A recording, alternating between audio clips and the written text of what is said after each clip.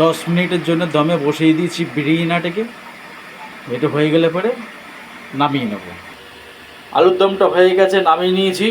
একটুখানি ঘি দেবো, টেস্টফুল হবে। এতে একটু ঘি দিলাম, খেতে খুব ভালো লাগবে। আমাদের বিরিয়ানিটা হয়ে গেছে, এর মধ্যে ঘি দেবো। ঘিটা গরম করে নিয়েছিলাম, ঢেলে দিলাম ঘিটা। এইভাবে ভেজ বিরিয়ানি করে খাবেন, খেতে খুব ভালো লাগবে। আমি সোয়াবিন, পনির, আলু সব একসাথে কষিয়ে নিয়েছিলাম, আলাদাভাবে সব কিছু ভেজেও নিয়েছিলাম।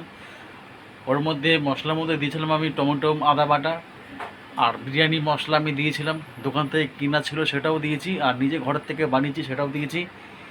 আর আগে থাকতে আলুগুলো সেদ্ধ করেছিলাম, যাতে দেওয়ার সময় বিরিয়ানি দিলে পরে কাঁচা না থেকে যায়, সেই কারণেই সেদ্ধ করে নিয়েছিলাম আমি। আর আলুর দম বানিয়েছি, আদা বাটা, টমেটো বাটা দিয়ে আলুর দম করা হয়েছে, আর বিরিয়ানি করা হয়েছে। এইভাবে করে খাবেন, নিরামিষ দিনে খেতে খুব ভালো লাগবে। আর ব্যালেন্স রাখার জন্য বিরিয়ানিতে একটুখানি সামান্য মিষ্টি দিয়েছিলাম, যাতে একটুখানি দুটোই নুন আর মিষ্টি ঝাল সমান সমান থাকে জিনিসগুলো, তাহলে ভালো লাগবে খেতে।